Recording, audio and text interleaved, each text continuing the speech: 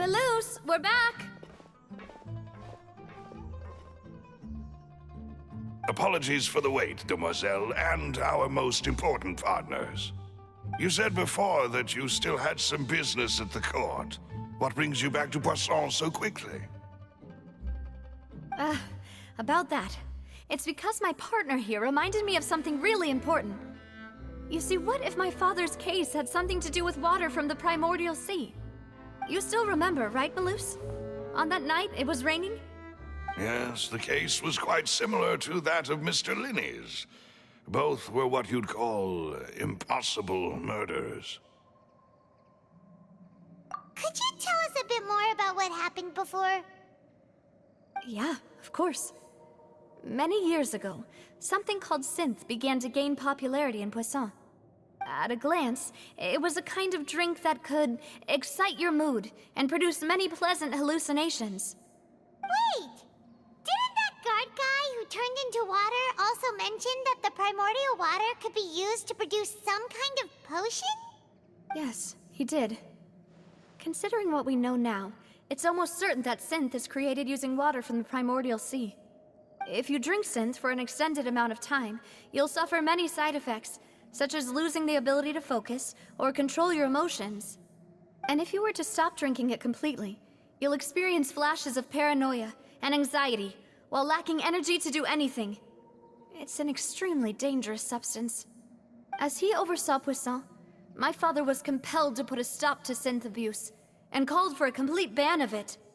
Boss's uncompromising attitude incurred the synth vendor's wrath, but no matter how much they threatened or bribed him, he refused to yield. Not only that, Boss became determined to find the mastermind behind the synth operation and put an end to the problem once and for all. Yes, but the enemy was very cunning. So he could never get anything out of the dealers, all of whom only sold the stuff and weren't privy to the rest of the operation. Recognizing that, my father decided to contact the dealers in secret and cultivate personal relationships with them.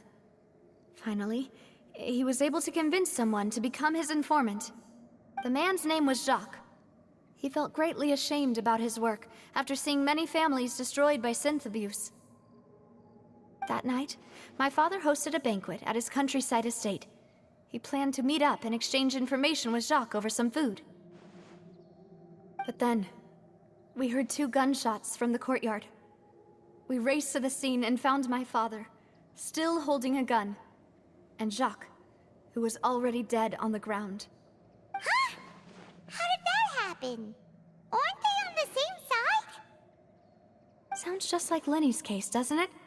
In both cases, the culprit seemed obvious, but neither appeared to have any motive at all.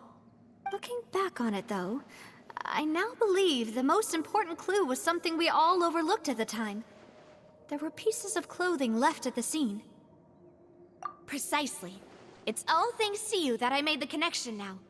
Back then, we all just thought they were some costumes that Jacques used to disguise himself at the banquet. But, considering it now, it's almost certain that they belong to a third person at the scene. With one extra person, we'll also need to reconsider why the 2 shots were fired. You're right. We still don't know what happened. But my intuition tells me that we're on the right track to figuring it all out. I'm finally headed towards the truth. Jacques was an empathetic man who was infinitely remorseful for his past actions. It's unlikely that he turned on Boss with 0 warning. I think this third person is probably the key to the full truth. On that note, however, even though this will not please you, demoiselle, as your and your father's butler, I must still offer a word of warning. Our opponent is insidious and cruel. They are extremely difficult to deal with, and Boss has already lost his life trying to bring them to justice. Even though Spina de Rosula has lost most of its former glory, Poisson has welcomed a new time of peace, and we have been allowed to live out our lives. There is no need to follow your father's path. It would be both wise and in line with Boss's wishes to step back and give up on the case. If that's indeed what he wished for, then he should have told me that himself. Was I not the closest person to him? And yet, I was the one most kept in the dark. What was the point of him dying without sharing any of the secrets he knew? Did he manage to protect anything in the end? Synth is still here. Callus the Unfaithful is still his epithet. And Spina di Rosula is barely getting by. Nothing has changed. Did he think I'd just accept his meaningless death and live out my life just as meaninglessly? I've never accepted that, ever. Not since that day, and certainly not now. I want to find out the real answer for everyone's sake. For the missing girls, for the victims, and for myself. Navia. This is indeed the best moment to act. Your partner appears to be quite reliable, and more importantly, Demoiselle, I think you're also ready to take this on. So you do know something else, MELUS? Yes, I do. In fact, even before that banquet, Boss already knew of the connection between Synth and the serial disappearances case. But what drove all the tensions to the boiling point was the revelation that you, Demoiselle, had been selected as the next target to disappear. What? Boss also didn't tell you that he had been diagnosed with a rare illness. The doctors told him that he had no more than 5 years left to live. And the serial disappearances case caused him great anxiety. 5 years was nowhere near enough time to resolve this long-standing conflict. But once he passed away, all the danger would pass on to you. Knowing all of this, he decided to use one final intimidation tactic before his death. He claimed to have already gotten his hands on some key incriminating evidence for the other side, and even told some members of Spina di Rosula about the details. But as long as you remained safe, he would not share the evidence with the public. If something were to happen to you, then he and all those he told would immediately expose all they knew about Synth and the disappeared victims. Right, so nobody would be able to get off scot-free. As we've seen, Boss's tactic has worked. Even though Boss has been gone for a long time, the other side has not tried to take Demoiselle's life. No, I don't believe it. He never appeared to look sick to me. No father wants their daughter to see them weak and haggard, especially someone as proud as Boss. To him, dying in a duel and suffering lasting dishonor as the Unfaithful was still far preferable than losing face in front of his daughter. So he chose to die in silence, so that he could protect me. I'm afraid you're not understanding this correctly, Demoiselle. What Boss wanted to hand to you was not a parasol, but a sword. If Boss's spirit could hear you telling me that you want to find the answer for the sake of everyone involved, I'm sure he'd be extremely proud. That fool. Couldn't he have just given it to me straight? No. He might have set up everything precisely because he never thought I'd be able to understand him. Is that the amount of confidence he had in me? And what if I was never able to make it to where I am now?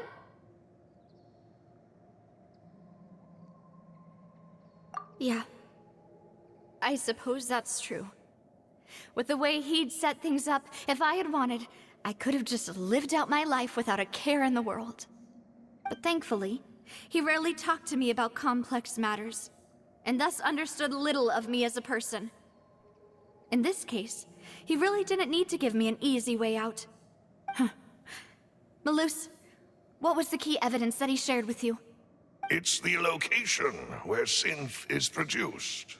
Essentially, it's the enemy's headquarters.